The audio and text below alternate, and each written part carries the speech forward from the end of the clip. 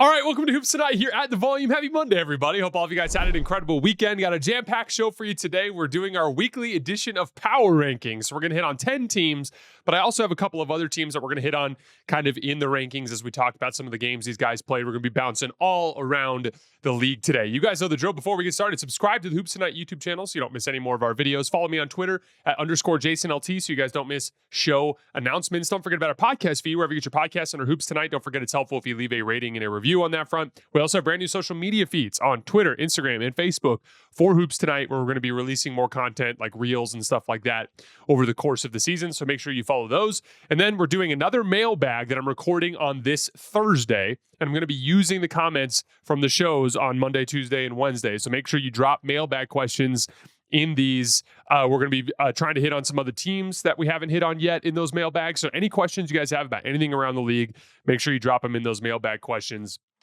And we will get to them in the show that's going to air on Friday. And then last but not least, before we get started, I want to talk to you guys about Game Time. I personally have used Game Time multiple times in the past. They have an incredible experience. I have had the best experience I've had with the ticket buying app with Game Time. I highly recommend you guys check it out. Obviously, it's fun watching games on TV, but there's nothing like being there in person. The experience of watching professional basketball when you're in the arena is just different. You get to hear the sounds, you get to see the sights, you get to see celebrities that are there sitting courtside, you get to see the way the players interact with each other outside of the television product. It's an incredible experience. I highly recommend you guys check out a game this year. But it's not just basketball. There's NFL's in full swing, college football, college basketball, NHL's in full swing. We have concerts, we have comedy shows. There are tons of shows for you guys to get out and check. Game Time has an incredible experience for you guys. You can check out in as soon as 2 taps. It's not convoluted. You know exactly what you're going to pay before you check out with their all-in pricing.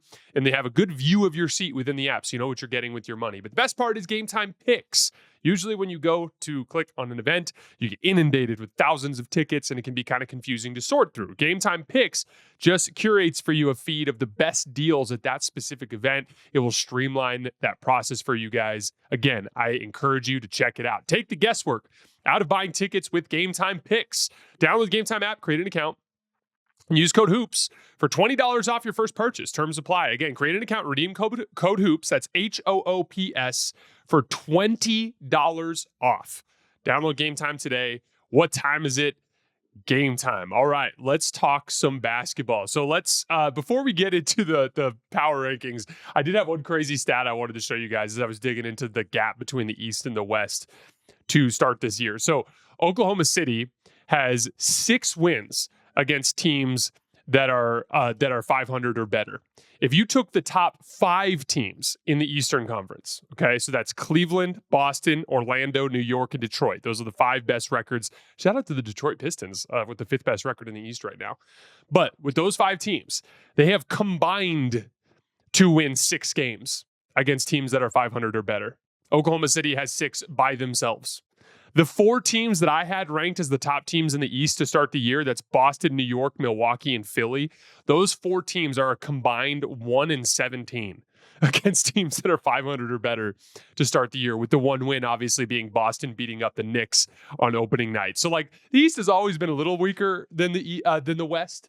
But man, does it feel like a giant chasm to start the season. It's been such a strange year on that front. I do think things will level out, and I do think several teams will play better. Injuries are important context too. Obviously, you've had injuries in Philly. You've had, Paolo Banchero's been out for a while. There's Jimmy Butler's already missed time. There's a bunch of guys that have missed time, so that's part of it. And I do think things will even out, but it is kind of crazy, the gap between the East and the West that we've seen to start this year. All right, let's get started with our rankings. Number 10, the New York Knicks. They were a Josh Hart foul, kind of like a rear view contest on Kobe White, away from having a 4-0 week. But it was a foul. Kobe White made all 3 free throws. Jalen Brunson's turnaround fadeaway over his left shoulder rimmed out, and the Knicks had a 3-1 week. Still impressive, still starting to gain some ground. They keep ending up in these super close games. The first Nets game was crazy too. Like the Knicks were up 6 with 1:43 left. And the Nets scored 6 consecutive points or 7 consecutive points to get a 1-point lead before Jalen Brunson hit that ISO 3 on the left wing that ended up giving him the win. Every one of their games kind of seems to be following that path. Either they're falling down big and having to scram back into games, or they have big leads that they're blowing late and they end up in these like 1 or 2 possession games. And those clutch situations have been where they've struggled. They're just 2-5 this season in games that have involved a clutch situation. They've been bad on both ends. The offensive rating in the clutch is at 91 to start this season, mostly just missing shots there. Like Brunson is 5 for 15 in the clutch this year. That's going to get better. And he hit a big one against Brooklyn the other night, as you guys know. As a team, they're 2 for 14 from 3 in the clutch. And there's some good looks in there. Like Jalen Brunson, wide open catch and shoot threes. Cam Payne, wide open catch and shoot 3. Mikal Bridges, wide open catch and shoot 3. There's open looks in there that they're just missing. So like some of that I'm not as worried about when it comes to the offensive end of the floor. They have too much talent. They're 3rd in offense overall for the season. I think they're going to be able to score at the end of games. So that I'm looking at as more as a fluke. They have a 135 defensive rating in the clutch, though. That's the part that I'm really struggling with. And like on tape, they're really struggling to guard the ball. Teams are just running down the floor and driving right around them and getting to the rim. Ayo Dosunmu multiple times in crunch time against the Bulls, just getting the ball, sometimes off of made baskets and just slashing down the lane and getting layups. Zach LaVine just getting to his spot easily against Mikal Bridges and knocking down easy jump shots over the top. In the Nets game, it was everybody. But like Cam Johnson in crunch time, just driving to the rim and getting layups, or just coming hard off of a screen and getting down into the lane and wrecking havoc for them. Like this was a team that I thought would be better guarding the ball. Mikal Bridges and OG Anunoby and Josh Hart are all guys that are kind of, in terms of their reputation, they're good defensive players, but they're just not playing good defense. And so the Knicks have really struggled to guard the ball all year. It's a big part of why they've been bottom 10. Again, if you want to be encouraged, this isn't like the Lakers. The Lakers are going to struggle to guard the ball until they make a roster move. You have the pieces. Guys just have to play better. And it's kind of funny how this comes down to this sort of thing where, like, a lot of times we associate our belief system about a team or what they're capable of on reputation. And reputation doesn't mean anything in basketball. All that really matters is how well are you playing, right? Like so much about whether or not a team is playing well comes down to like whether or not guys are playing well, right? Like so you have a couple of key role players that aren't playing well and a couple of key defenders that aren't defending as well as they typically do, and you're going to underachieve. But if you get a couple of guys that are playing above their pay grade and a couple of guys that are in good rhythm and everybody's locked in and doing their jobs, all of a sudden you can go on a run and you can win a bunch of games in a row, right? And so like that's what's super fascinating about the talk about what a team looks like on paper before the year and then it kind of starting to come to fruition. Like the Knicks have a ton of talent, but in some specific ways on the defensive end of the floor, they're not actually really utilizing that talent the way that they're capable of. And so that's the part that's weird. I'm watching these close games and it's like, I'm watching historically good defenders just not do a good job on the ball as they continue to get picked apart. And some of it is the weak points. Yeah, like Nikola Vucevic was going right at Karl Anthony Towns in the Bulls game and was just giving him buckets down on the block. And some of that is like Vooch is a good post player and Cat's a mediocre defensive player. So there's going to be some, advantage that you're giving up there. But again, I've watched Karl Anthony Towns do a really good job on Nikola Jokic before. So that kind of goes back to the point we made earlier where like a lot of it just has to do with how well your guys are playing. So like the answer here for the Knicks is on offense, when they get in these close games, they need their guys to hit shots that they're capable of hitting. And on defense, they need their good defensive players that have been good defensive players throughout their career to be good defensive players. And then that should turn around a lot of the issues that they've had to this point in the season. And then again, a lot of the concern about rim protection and stuff like that, like we're going to see a different look when Mitchell Robinson comes back or if they end up making a move for center at some point in time. Like I'm not really worried about him in the big picture, but there's no doubt that to start this season, they're just not playing up to their potential. And I had them in the top 4 and here they are after a little bit of a streak at 3-1. Still have them at 10 in the power rankings. Number 9, the Denver Nuggets. Not going to spend too much time here. They only had 2 games last week at New Orleans and at Memphis. Jokic missed both games for the birth of his child. Just a reminder of how valuable Jokic is to this team. Like Jamal Murray still looks like a shell of himself. These young players, they're capable of winning within the context of Jokic when he can like provide the structure for them to be able to impact the game on offense. But like, obviously, when Jokic isn't out there, they're just raw young players with some talent, right? Russell Westbrook has been good at times this year, but he wasn't able to bring much last week, and they ended up going 0-2. So the Nuggets through 12 games at this point are 35.1 points better per 100 possessions with Jokic on the floor versus off the floor. So in a weird way, the 2 games out last week just shined a big flashlight on Nikola Jokic and how valuable he is to this particular team. Number 8, The Minnesota Timberwolves. It's such a weird week. They dropped back-to-back games in Portland, like literally on the road in Portland, back-to-back. You lose the first one. You think they bounce back and win the next night. They end up losing again. Now, again, Portland is feisty. I think they're 6-8 now. They've won 3 in a row. Shaedon Sharpe is averaging 27 points a game in this 3-game winning streak, and they're getting really high-quality center play out of Robert Williams and Donovan Clingan. So, like, they kind of have the depth situation at center. They probably are going to be a team that someone's going to target for a center at some point before the deadline. So, Portland's a little feisty, but Minnesota drops back-to-back games in Portland. Then they go into Sacramento and get a win, and then they end up beating Phoenix with that crazy Julius Randle game winner the other day. So, like, what's interesting is if you talk to Minnesota fans, that's what they'll tell you is their biggest issue this season. Their biggest issue this season is their competitive edge. It's just not the same that it was last year. That their willingness to just get dirty on defense and physical and grind games down into the mud, the chip on their shoulder, right? Like, it's just not there. And it's showing up mostly with the fact that they seem to get up for the good teams and then play down to the competition against the bad teams. Like in that way, last week was a perfect example of it, right? You drop 2 games against a team that we all view as a lottery team in Portland, and then you end up going to play 2 like legitimate Western Conference playoff teams, and you beat them both, right? On the season, the Timberwolves are 4-2 against teams that are 500 or better, but they've lost 4 games to teams that are below 500. So, like, there's definitely a little bit of like a chip on their shoulder issue. Like, they just don't seem to be attacking the regular season the way they did last year. Now, some of this is the reality of the way these teams like kind of like progress through their goals of trying to get to, winning a championship, or at least in their attempts to win a championship. What I mean by that is, like, there's always like that first season where you end up getting into the playoffs and it's like a cool experience, right? And we've seen that with Minnesota over the 2 previous years, right? With their series against Memphis and then their series against Denver. And then the next phase is like, wait, we're super talented and we can kick everybody's butt in the regular season. That was last year, right? Minnesota near the top of the standings all year as they were just consistently good. Their defense, I believe, was best in the league last year. They just kicked everybody's butt all year long. But then you end up going from there into usually a longer playoff run. That's what last year was, right? The longer playoff run. You have a first round series against Phoenix. You have a second round series against Denver. That goes 7 games. You're in the Western Conference Finals, right?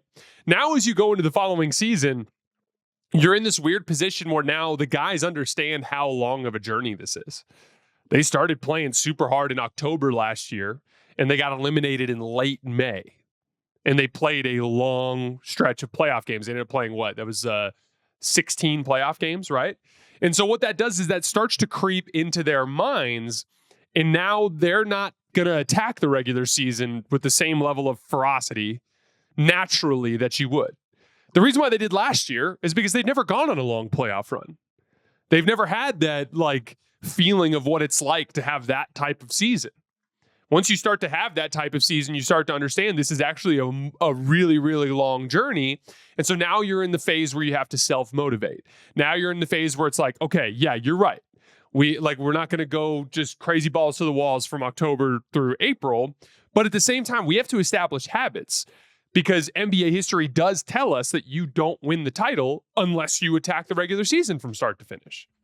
So again, it's like, I've seen this so many times with young teams. It's kind of like Memphis a couple of years ago, right? Where they just rack up a bunch of wins. Oklahoma City, I'm really curious to watch them this year. They had their first year last year where they kicked everybody's butt in the regular season, got a super high seed, had a somewhat long playoff run. I'm curious to see how they undergo the length of this 82-game regular season and whether or not they run into any lulls where they struggle. They're young enough that I don't think it'll matter as much. But this Minnesota team is definitely dealing with a little bit of a motivational issue in the regular season. And all I would say is, like, as long as you end up with a good enough seed, it's okay to have your downs and your ups over the course of the season, but NBA history tells us if you crawl into the playoffs as somewhere in that 5 to 8 range, you're not getting anything done. NBA history tells us it's the teams that attack the regular season from start to finish and have fewer lulls and have more extended stretches of success. Those are the teams that end up going on long playoff runs. And so when it comes to Minnesota, I think, like, I think it's important to understand that like this is just part of the pathway that some of these teams take, but they need to be careful. They're playing with a little bit of fire with some of their lack of enthusiasm over the course of the season. Now, one thing on a positive note, they've proven extremely difficult to guard in the clutch. This is a very big difference from last year where Minnesota really, really struggled to score, especially at the end of games. They've been the fourth best clutch offense in the league to start the season. And mostly it comes down to the fact that they have two really difficult athletes to deal with. Yesterday, Julius Randle, just like a hard dribble towards his right into his step back. He's going to get plenty of separation. Julius is a really big athlete. He's going to get good looks for himself in those situations, and you kind of just have to hope he misses. Unfortunately, he's been, over his career, a pretty streaky jump shooter, so most teams feel like they can get away with that, but he's been shooting the ball well this year. And he hit that step back three, and the Timberwolves got a win. The Kings game, I was watching that one. I actually watched that game live. Like, De'Aaron Fox is going for 60. He's like in the zone of all zones right now, like just completely locked in. No one can keep him in front off the dribble. He's making all of his jump shots. And Ant just kind of stays in the game. And then when we get to late regulation, he just takes over and he gets these two crazy slaloming drives in the lane through all this traffic and gets a couple of and ones. And then he goes into overtime and he's hitting tough contested jump shots because he gets so much lift that he could just get to a jump shot whenever he wants. He makes two huge kick-out reads to Julius Randle and Jaden McDaniels for catch-and-shoot threes that end up icing that game in overtime, and you survive a 60-piece from De'Aaron Fox. Like, they are scoring really well in the clutch because Anthony Edwards has gone up a level in a real way to start this season, and Julius Randle is another guy that can consistently create his own shot, even at a higher level than Karl Anthony Towns did for this team. And so, like, they're just hard to guard in the clutch, and that's a huge positive sign there. But they're definitely going to have to get their defense back where it was last year. They're definitely going to have to get back into that level of effort and intensity on a more consistent level throughout the regular season if they have any serious goals to win a championship this year.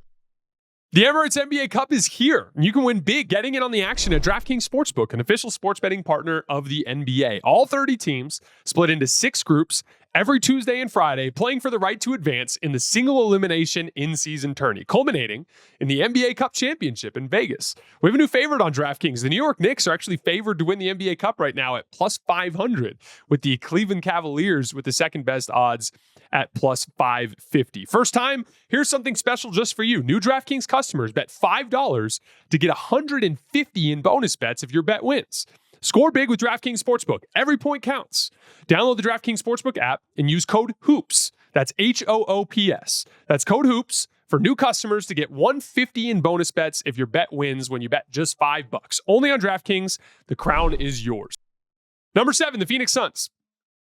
They're 1-4 in the 5 games since Kevin Durant went down with his calf injury. They've been bad on both ends of the floor, which is no surprise. KD's been vitally important to them on both ends of the floor.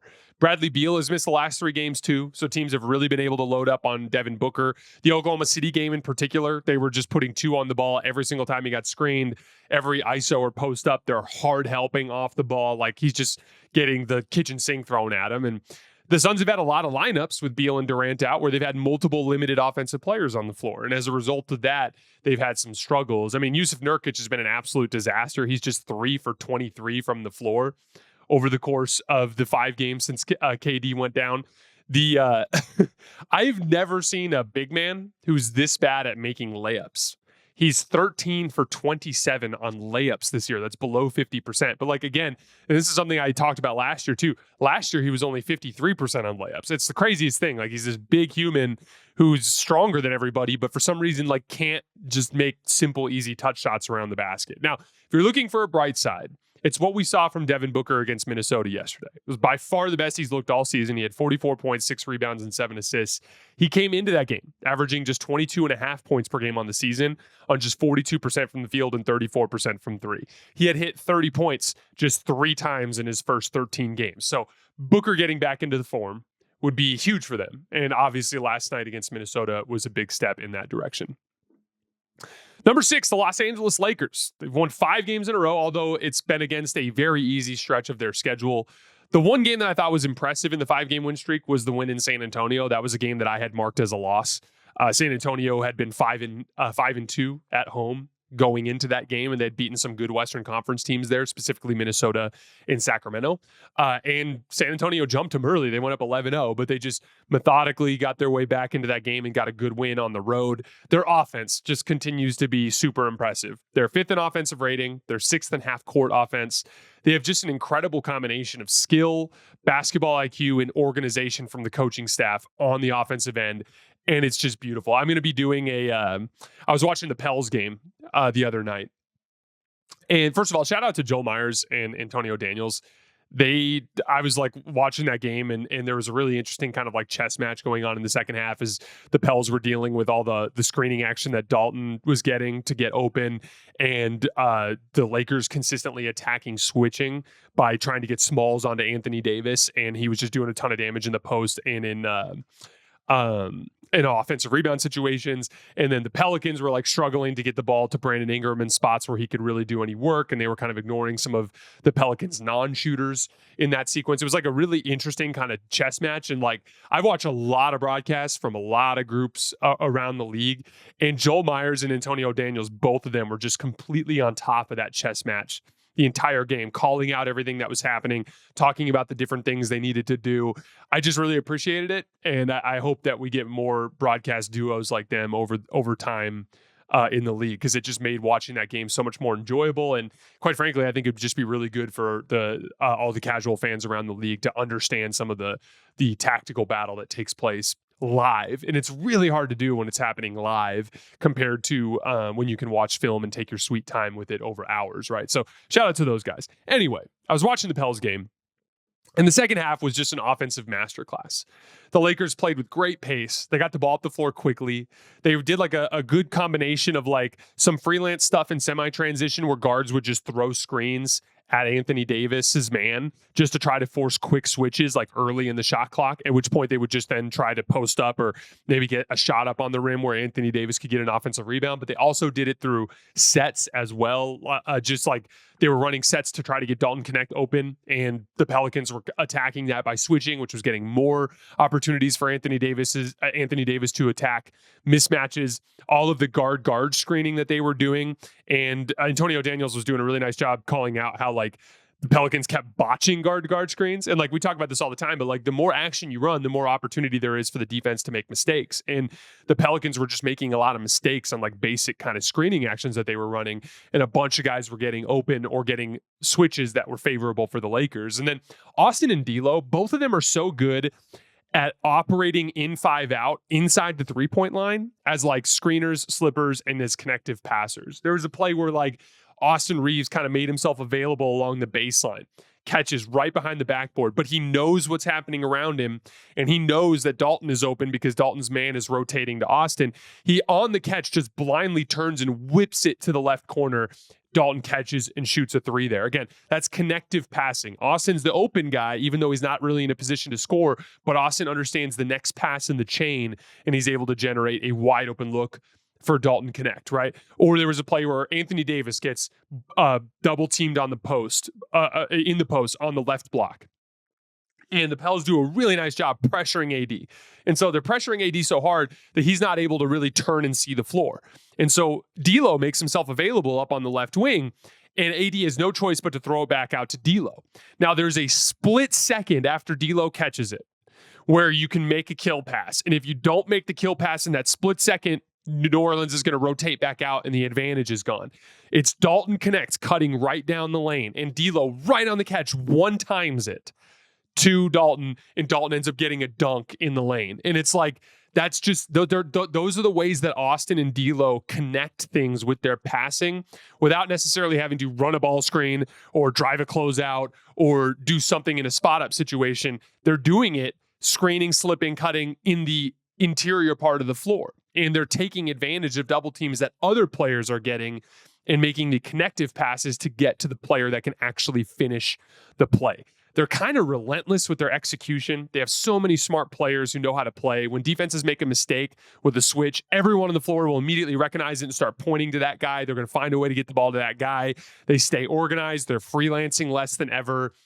And they're killing teams in the clutch. They have the 3rd best clutch offense in the league. LeBron James, Austin Reeves, and Anthony Davis are 17 for 27 from the field in the clutch this year. A lot of three-man action. There was a game that they closed just running stack over and over again, where it's like LeBron coming off of the ball screen with AD as Austin is back screening the roll man as he goes. And there was sequences there where Anthony Davis was popping and hitting threes out of stack. Then against the Pelicans, they were like spamming like a horn set where like they would just throw the ball to LeBron James on the left elbow with Austin Reeves at the top of the key, AD's at the right elbow, and Austin would cut down. And then as Austin was going off of a pin-in flare with Dalton Connect on the weak side in the right corner, then LeBron would come off of a ball screen with AD.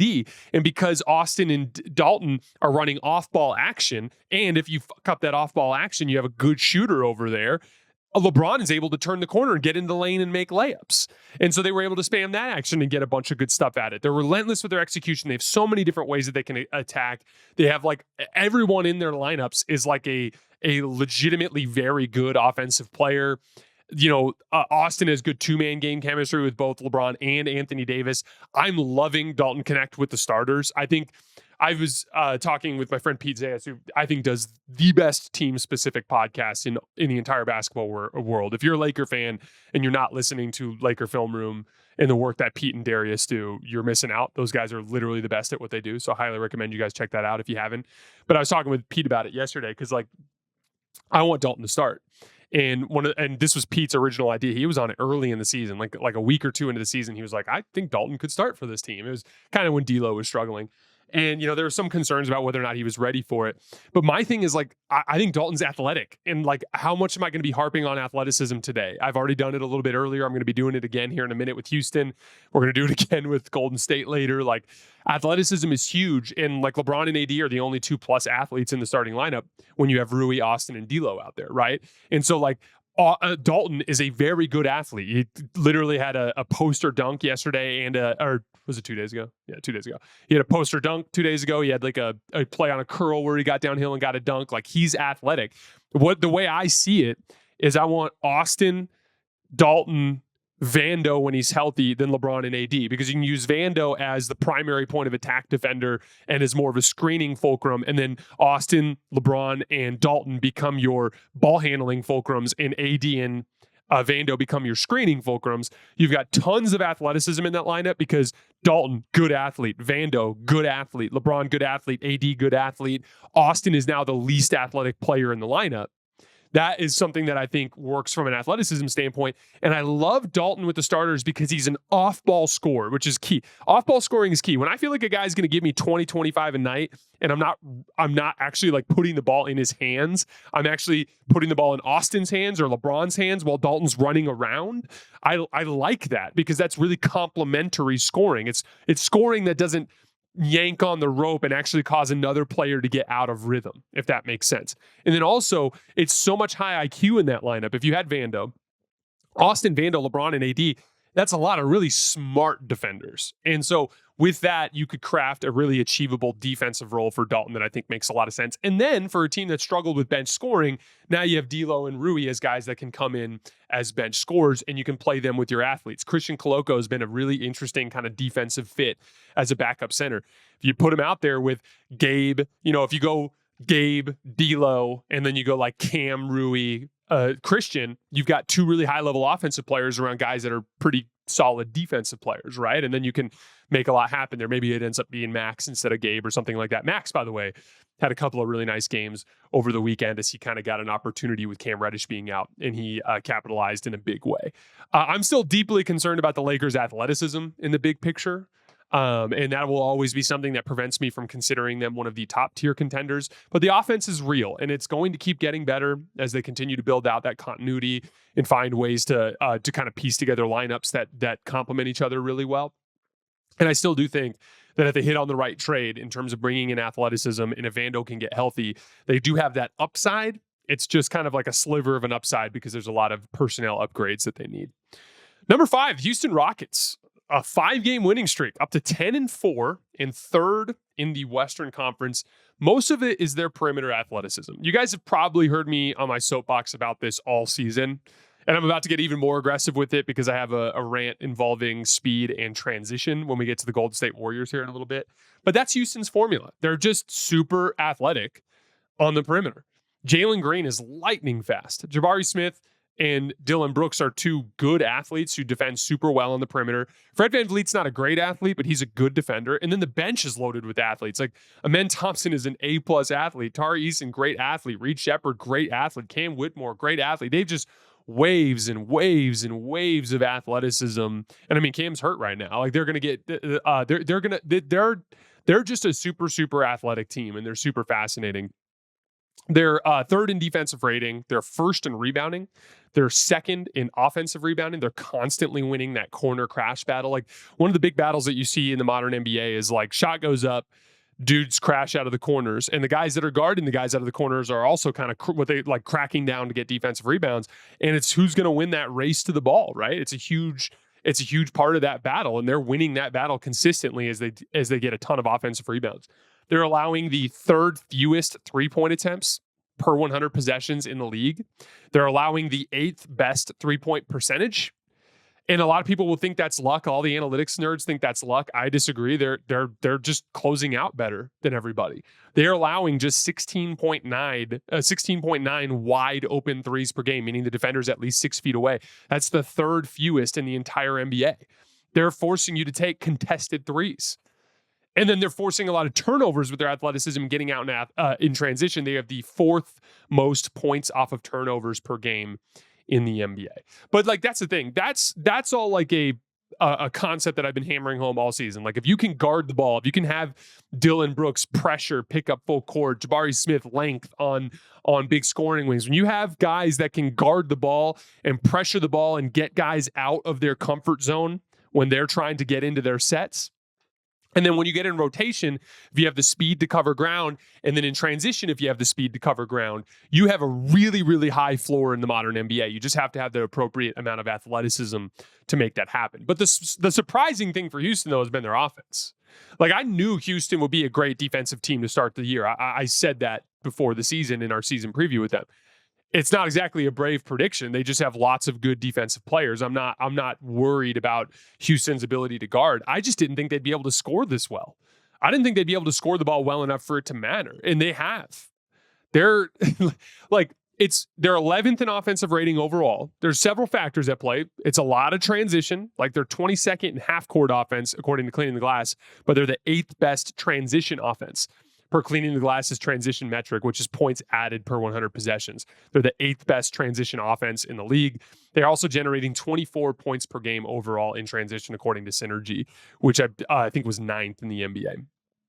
But they're still getting timely half-court production from several guys. Fred VanVleet and Alperen Sengun have really nice two-man game chemistry. They had a sequence against the Bulls last night where they were scoring so consistently with Fred just coming off and hitting pull-up jump shots or hitting Sengun in the pocket for like driving dunks or driving plays that they started having to load up. And then Fred just started spraying out to shooters on the weak side. They were getting great looks. Sengun was off to a slow start in the post to start the season, but he was like flat out just frying Nikola Vucevic last night, just like torching him one-on-one in the post. So they're starting to get that going a little bit. Jalen Green has increased his 3-point volume. Now he's cooled off a little bit as of late, but he hit several huge threes to start the year.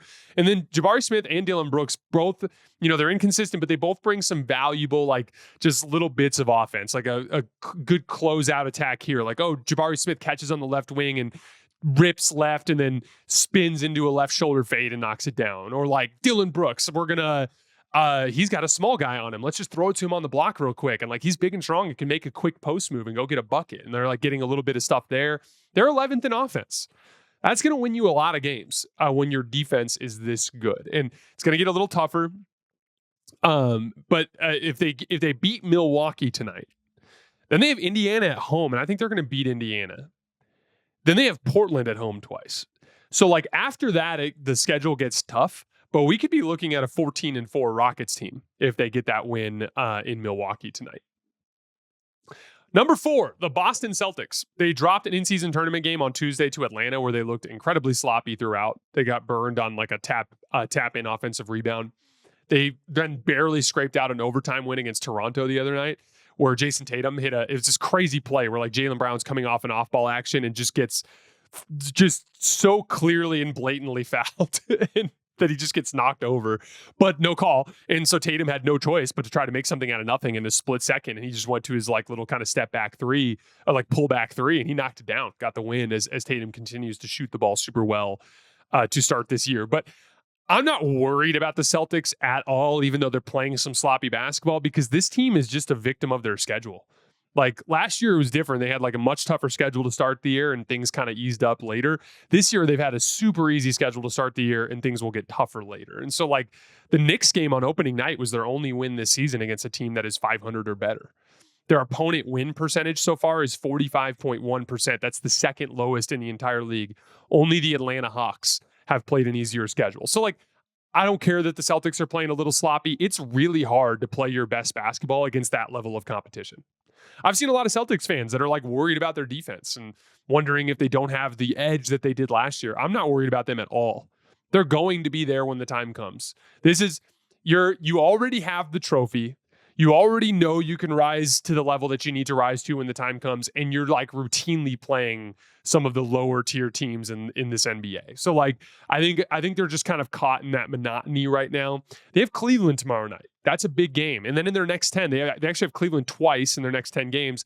Then they have Minnesota, they have Miami in that run, they have Milwaukee in that run. Even some of these Western Conference teams that are injured, guys like the Clippers without Kawhi or the Grizzlies without Ja Morant, those teams are tougher than a lot of these Eastern Conference teams that they're playing, and they have those in their next 10 games. So I think we're going to see Boston really engage themselves over the course of the next 3 weeks or so, and I think we're going to see some of that championship level basketball that we've been expecting them to show. And here's the thing, they're still right where they need to be in the standings. There's no issue there.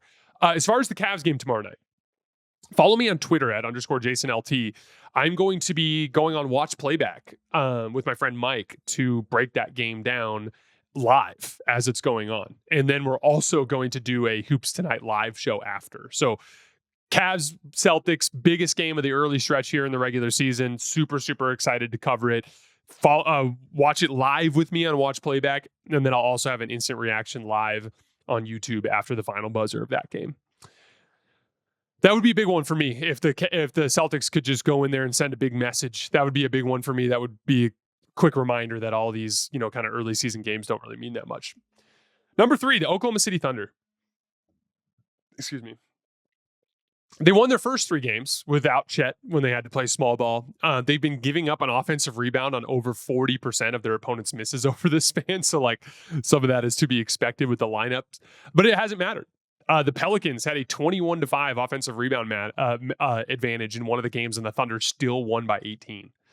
They're kind of like leaning into their speed, which I think is really smart. And they're basically Mark Daigneault is basically going with this process, which is like, we're going to get blitzed on the glass, but what if we just force a million turnovers and completely dominate the game in transition? And then maybe it won't matter. Like the Pels game is a perfect example. Like they forced 24 turnovers and converted them into 29 points.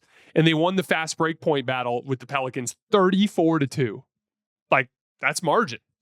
In this 4-game span since Chet went down, they are first in points off of turnovers with 24 a game, while also giving up the fewest points off of turnovers, 11 per game.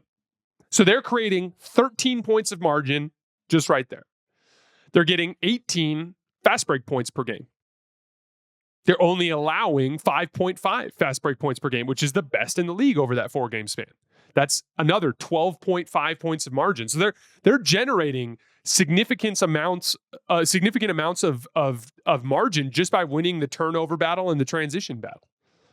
And that undoes any damage that happens to them on the offensive glass and then some. Now, Dallas finally got them last night. Huge win for Dallas, by the way. Like PJ Washington had the best game of his career statistically at a 27-17. A bunch of really impressive shot making. Like it just was like, it's like, oh, you got a couple of stops. Well, here comes Jaden Hardy hitting another like tough Allen Iverson-esque fadeaway in the lane. Or like, oh, here's Spencer Dinwiddie, who's like kind of sneaky, always been really good at creating his own shot, just like hitting a step back 3 on the right wing when you're making a run to kind of like Spencer had like a hit 2 back-to-back threes to like turn a 5-point game into 11-point game, like change the complexion of the game like that.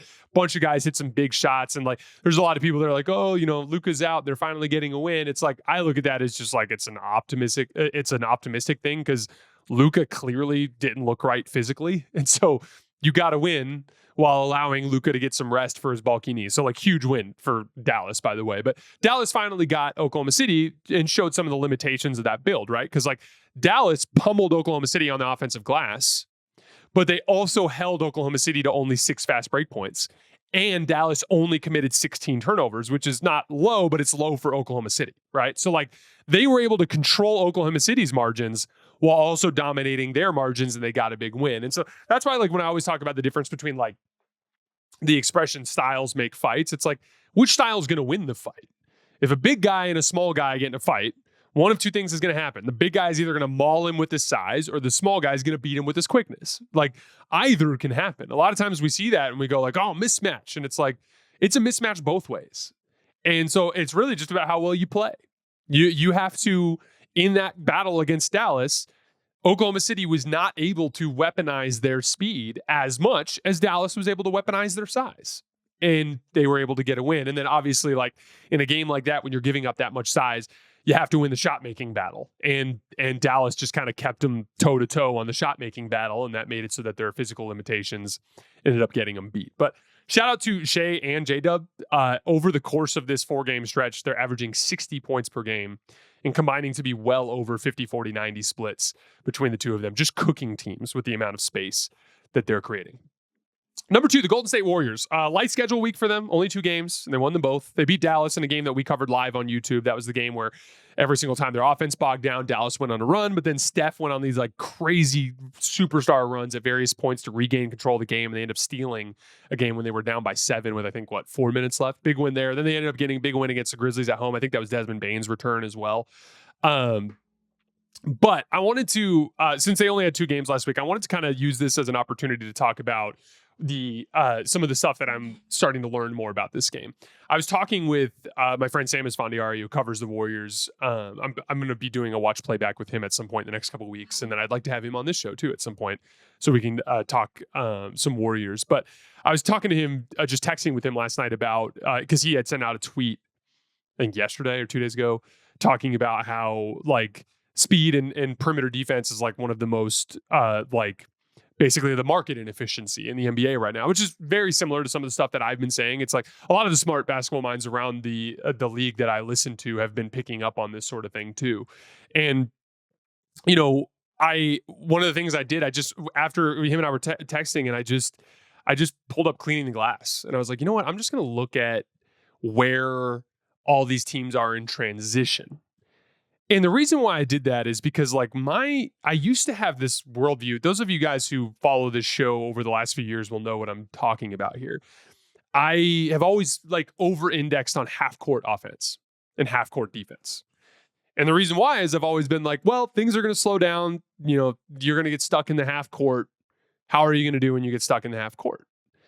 But as I'm watching these games, I'm like, teams are hunting transition opportunities more than ever. A huge chunk of the game is taking place in transition. And then I was like, all the good teams are transition teams. Like Cleveland took off by dominating in transition. Golden State took off by swapping out 2 of their slower rotation players with faster rotation players, and now they're cooking teams in transition. Boston, always been a good transition team. Oklahoma City, like their entire identity is like playing in transition. So I'm like, this is super interesting. So let me dig into this a little bit. And so I pulled up the Cleaning the Glass stat, which is like their catch-all transition stat is transition points added per 100 possessions. What stands out to you about these lists? This is the top 10 in offensive points added per 100 possessions in transition. Memphis, Boston, the Los Angeles Clippers, Miami, Cleveland, Washington, Phoenix, Houston, Oklahoma City, Denver. Here's the top 10 transition defenses. What stands out to you? Golden State, number 1. OKC, number 2. Charlotte, 3. Boston, number 4. New York Knicks, number 5. Cleveland Cavaliers, number 6. Orlando Magic, number 7. And then Toronto, Phoenix, and Dallas. So the top teams in the league are heavily represented in both lists. Boston, OKC, and Cleveland are top 10 in both. They have 3 of the 4 best records in the league right now. Golden State is 10-2. They're the best transition defense in the league, according to Cleaning the Glass. Houston, Phoenix, Denver, and Orlando all have top 10 records in the league and are all represented on that list. So like it's been super interesting is like, again, like this job has been super fascinating for me because again, I came into this with a lot of basketball experience, but on a different level, right? Like I was an NBA fan and I was aspiring to do this for a living. And so I was watching a lot of NBA basketball, but I had a job. And so I didn't have as much time to watch as much film as I do now. And a lot of my exposure to the game came at different levels, right? And so coming into this job now, and like February 1st will be 3 years since I started working at the Volume. In 3 years, I've watched way, way, way more NBA basketball than I ever watched before. Obviously, just because now it's my job. It's what I do for a living. And I've learned so much, and it's been super fascinating to like watch my view of the game change as I've been exposed to more and more NBA basketball. And I think it's a combination of both. I think it's a combination of that. And then the NBA is actually changing quite a bit as the league becomes faster and over-indexes on certain traits, right? But like one of the things that I think has been super fascinating is I think my emphasis on half-court offense and defense is a little short-sighted. I think that the transition battle is now a real significant part of this process to becoming an elite NBA team. And like, as I look at it and I'm like, all of the really good teams are just excellent in transition. I don't think that's a coincidence. Speed is the pathway to handling modern basketball problems. You need to generate more threes, then you need athletes who can pressure the rim to collapse the defense. You need to guard the three-point line better? Well, then you need athletes who can cover ground in rotation and throw good closeouts. Sam had a thought when I was texting him yesterday that I thought was super interesting. He goes, having a guy that can close out on the perimeter and turn a 40% three-point shooter into a 30% three-point shooter is just as valuable as a rim protector who can turn a 60% layup into a 50% layup. And I thought that was a super, super interesting concept.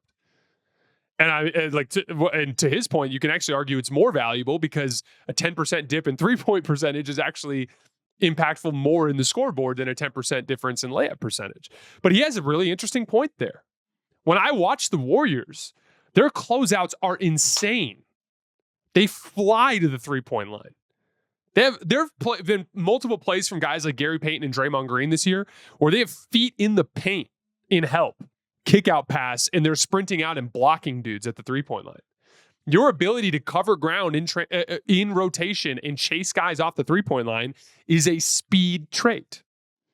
Do you need to generate easier offense in transition? Then you need athletes that can get up and down the floor. Do you need to get back better in transition and defend better in transition? Then you need athletes who can get back. If you need to win battles on the glass, there's more long rebounds than ever with all these jump shots. You need athletes who can track them down on that corner crash battle. It's dudes standing in the corner with the guys that are helping off of them. Those guys are winning and losing foot races to long rebounds all game long. There are still teams that are winning with skill over athleticism. The two in our power rankings this week are Phoenix and the Lakers, right? Those are two teams that it's half-court execution for Phoenix, mainly in the clutch, for the Lakers in the clutch too, but throughout the entire game, they're not overly athletic or fast, but they're just dominating teams with their overall amount of offensive skill, right? Dominating is the wrong word either. They're good. They're able to be good without being super athletic through all their offensive skill, but they are the exceptions. If you look at the other teams, Cleveland, super athletic. Golden State, super athletic. Boston, super athletic. Oklahoma City, super athletic. Houston, super athletic. All of the top 5 records in the league are super athletic on the perimeter. Denver, part of their turnaround this season before Jokic took some time off this last week, Peyton Watson, Christian Brown, Russell Westbrook, Julian Strawther, they've gone more athletic this year. And so they've been a top 10 transition offense. They're winning one of those margins, right? Orlando, super athletic. Minnesota, super athletic. Memphis, super athletic. Sacramento, super athletic. 10 of the top 12 teams in the league and all of the top 5 are super athletic on the perimeter.